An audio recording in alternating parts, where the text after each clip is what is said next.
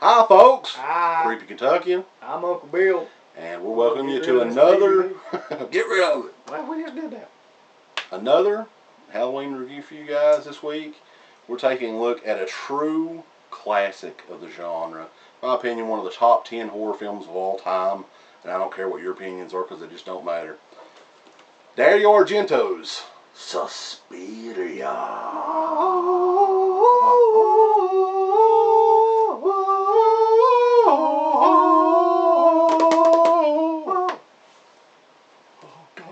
So I've been on an Argento kick lately, and especially a Suspiria kick. So the thing that always gets me about this movie is it's not about the plot and it's not about the dialogue. It's about imagery, it's about picking themes that everybody can relate to, and it's about the execution of just being a really good filmmaker in general. And that is definitely one thing that this film tops all the rest Honestly, of. like, I don't know about you, but I wish that some filmmakers today would, like, go back and look at what makes a movie scary. Watch this. I mean, this is a fucking example of just creative filmmaking and making something scary a lot of the times out of nothing.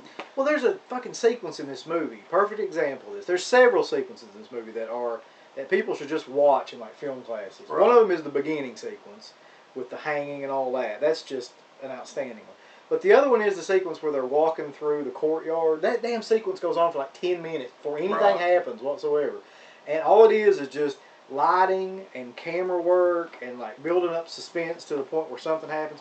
Which all of that is like 10 times scarier than anything that happens to the person or anything. It's just that build-up of what is going to happen. But the story itself is it takes place in a school. It's like a dance school, and this young girl from the United States is, a newcomer to the school and notices a lot of bizarre things happening as soon as she gets there. And it all plays up into like an awesome, like, something you would never really expect if you've never seen the movie before. And let's just say it's like it's one of those movies that, like, you're kind of like, when you first see it, you're like, wow, what the fuck did I just watch? And it's one of those movies that keeps getting better each time you watch it. Like, I remember one of the best experiences I ever had in a movie theater was a midnight screening when we saw Suspiria in like 2006, 2007, something like that.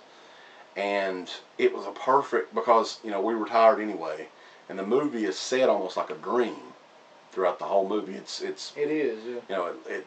It's honestly like a dream you'd have or something, just really strange, really abstract and bizarre. And the music too also plays a huge element in that as well, because Goblin, who did the music, I mean, it's just very, very dreamlike, melodies and stuff like that. It's still, though, man, like, it is one of the greatest horror films ever made. One of the most stylistically accomplished horror films ever made. Yeah. Why the fuck is it not on Blu-ray? It's rights issues in the US. US. Like one of the only one of those films that's not on Blu-ray. You Inferno and fucking Phenomenal. The sad thing is there's like there's a remake of it. I think it's done. I don't know when it's coming out. We'll probably get the remake on Blu-ray before we'll get the original version. Yeah. Which is hilarious. Every other Argento movie, pretty much, aside from Opera, which is another one of my favorites, is on Blu-ray. So I don't really get that. And this movie would be perfect for high def as well. Yeah. A lot of vibrant colors and just, if you've never seen an Argento film, Suspiria is definitely the best one, in my opinion. I will say, though, that people have a hard time with these movies. There's like two camps of people. Yeah. There's people that they absolutely like love them and only like watch stuff like this. And then there's people that hate them with like a passion because they don't really good on dialogue or plot. Like I said, they don't. There's not a lot of that going on. There's not a lot of great conversation pieces or interesting characters or anything like that. It's much more built around the visual and just the way that the film is made. So if you're a person that likes films that are like, I don't know, The Sixth Sense or something like that, you probably wouldn't want to watch something. Yeah, but I would highly recommend to everybody that if you've never seen an Argento film, this is probably the one to watch. Because if you don't like this one, you're probably not going to like You'll hate the rest of them. Shit. Yeah. Like, can you imagine like going and seeing like something like Inferno first? You'd be like, what the fuck's going on? They're underwater for 35 minutes. Yeah, this would be the one to start out on though, and highly recommend. This is a class. This is a genre classic. I mean, I got into this movie not long after I first got a DVD player and saw it for the first time, and just absolutely couldn't believe it. You know, it was great.